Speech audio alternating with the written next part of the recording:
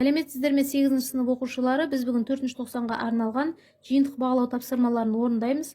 Бірінші тапсырманың А нұсқасын оқимыз. Қай суретте дене мен жазық айнадағы кескіннің өзара орналасуы дұрыс көрсетілген. Бұл жерде бірінші сурет, себебі дене жазық айнадан қандай қашықтықта тұрса, оның кескіні де сондай қашықтықта орналасады. Бірді белгілейміз. Бірінші тапсырманың В нұсқасын оқимыз. Жазық айна кескінділерінің сипаттарын олардың ерекшеліктерімен сәйкестендіріңіз. Кескіні түзу және шын, өлшемі дененің өлшемдерімен бірдей,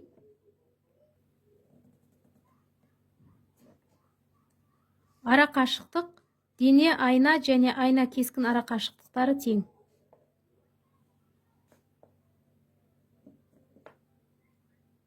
Екінші тапсырманы оқимыз. Төмендегі суреттерде шыныдағы жарықтың сынуын байқау жолдары зерттелді. Біріншіде жарықтың сәуле шоғы ауадан шыныға дейін, екіншісінде шыныдан ауаға өтті. А нұсқасын оқимыз. Суреттерде салынған сәулелерді сызыңыз. Бірінші суретте жарық ауадан шыныға өтеді.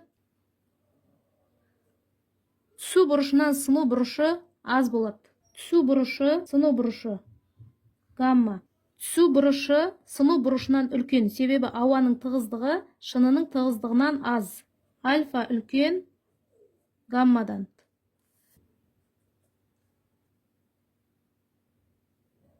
Түсу бұрышы кіші сыну бұрышынан, себебі шынының тығыздығы ауаның тығыздығынан жоғары. В нұсқасы осы жағдайлар үшін жарықтың сыну ерекшеліктерін түсіндіріңіз. С нұсқасы шынының сыну көрсеткіші артқанда ауадан шыныға өткен сәуленің сыну бұрышы қалай өзгереді? Түсу бұрышы альфа, сыну бұрышы гамма. Екінші тапсырманың В нұсқасы жарық шоғы тығыздығы аз ортадан тығыздығы үлкен ортаға өткен кезде түсу бұрышы сыну бұрышынан үлкен. Ал тығыздығы үлкен ортадан тығыздығы төмен ортаға өтсе, жарықтың түсу бұрышы сыну бұрышынан аз болады. С нұсқасы сыну бұрышы жарықтың түсу бұрышына тәуелді, ал сыну көрсеткішіне тәуелсіз, сондықтан өзгермейді. Келесі Д нұсқасы екінші суреттегі тәжірибеде сыну көрсеткіші 1,6-ға тең шыны қолданып, түсу бұрышын 25 градустан 55 градусқа дейін өзгертіп, төмендегі кестені алады. Синус 25 градуста 0,142-ге тең. Синус 35 градуста 0,156-ға тең. Алынған мәліметтерді пайдалана отырып әрбір эксперимент үшін сыну бұрышын анықтаңыз. Синус 25 градуста 0,142-ге тең екен, синус 35 градуста 0,156-ға тең. Сыну көрсеткіші 1,6. Синус гамма 1, синус гамма 2-ні табамыз. Сыну көрсеткішінің формуласын жазамыз. N тең синус альфа бөлінген синус гамма. Осы формуладан синус гамманы табамыз.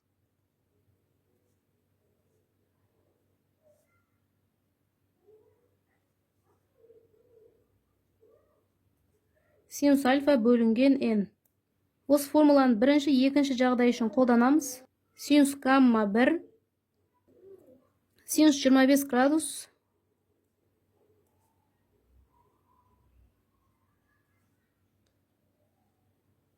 бөлінген 1,6, синус 25 градуста 0,142-ге тең. Бөлеміз 1,6-ға тең болады. Жуық шамамен 0,126. 0,126-да 15 градусқа тең. Синус гамма 2-ні табамыз. Синус 35 градус бөлінген 1,6, синус 35 градуста 0,156-ға тең. Бөлеміз 1,6-ға тең болады 0,135. 0,135-те 21 градусқа тең екен. Осы мәндерді кестеге жазамыз. Санмен және градуспен алынған. Енді мәндерін жазамыз. 0,126-да 15 градусқа тең болды. 0,135-те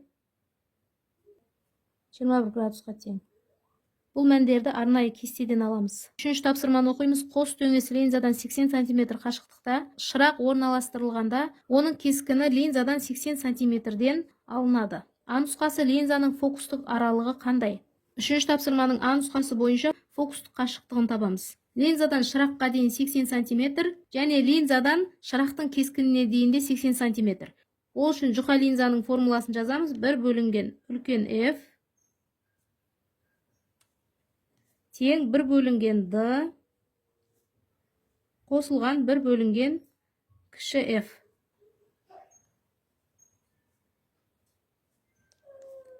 Бір бөлінген D 80 см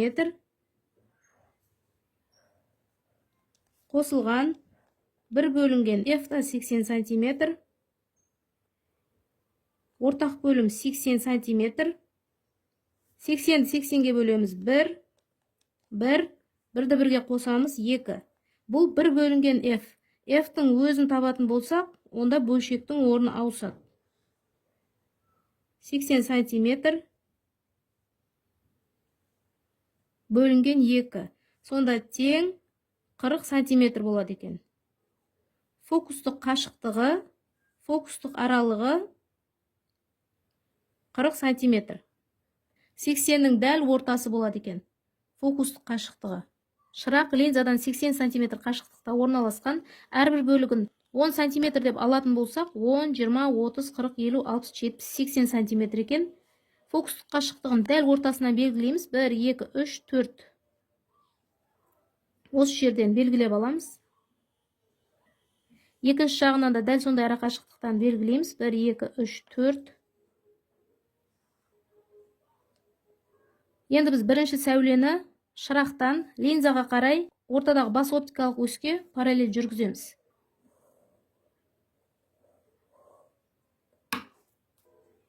Ол сәуле линзадан өтіп сынғаннан кейін фокус арқылы өтеді.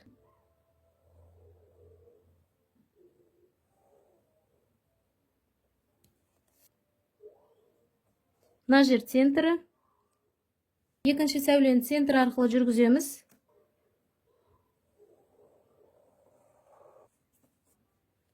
Дәл осы қиылысқан жерінен кескін алынады. Бас оптикалық оськен қосатын болсақ, кескіні осы жер болады. Шырақ линзадан 80 см қашықтықта тұрса, оның кескіні де 80 см қашықтықтан алынды. Төртінші тапсырманы оқимыз. Көзілдіріктің линзасының фокус аралығы берілген. F тең -2 метрге. А нұсқасы линзаның түрін анықтаңыз. Егер минус таңба болатын болса, ол шашыратқыш болады. Линзаның оптикалық күшін есептеңіз дейді. Оптикалық күшті есептеуіміз үшін 1-ді бөлеміз F-ке. Тең 1 бөлінген -2. Тең 0,5 болады. Диоптрия болады. Нұсқасы көзінің алыстан көргіштік ақауы бар адам осы көзілдірікті неліктен қолдана алмайтынын дәлелдеңіз. Төртінші тапсырманың нұсқасы себебі алыстан көргіштік ақауы бар көз нәрсенің кескінін торлы қабықтан асырып, оның сыртында жинайды. Бейнені жақын жинау үшін жинақтауыш линза қолданылады, суретте шашыратқыш линза болғандықтан жарамайды.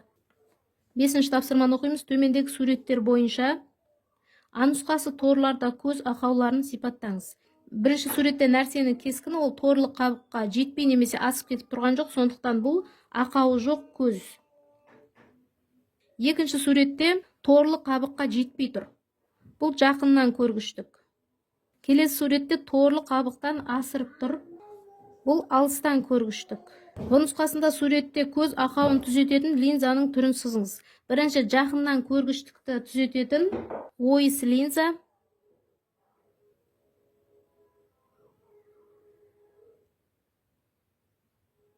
Алыстан көргішті түзететін ол дөңес линза.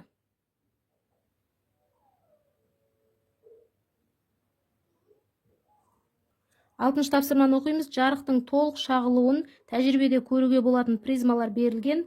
А нұсқасы суреттен призма арқылы өткен сәуленің жүру жолын толықтырыңыз. Сәуленің жүру жолын осылай толықтырып сызамыз. Түзу сызық бойымен тура және төмен қарай. Тура, төмен қарай. Екіншісінде де солай. Түзу сызық бойымен тура төмен қарай және солға қарай осылай сызамыз. В нұсқасында жарық сәулесінің толық ішкі шағылуына қажетті бір шартты жазыңыз. Түскен сәуле мен шағылған сәуле арасындағы бұрыш тең болуы керек. Оқушылар, осымен бүгінгі БЖБ талдау сабағымыз аяқталды. Келесі сабақта кездескенше сау болыңыздар.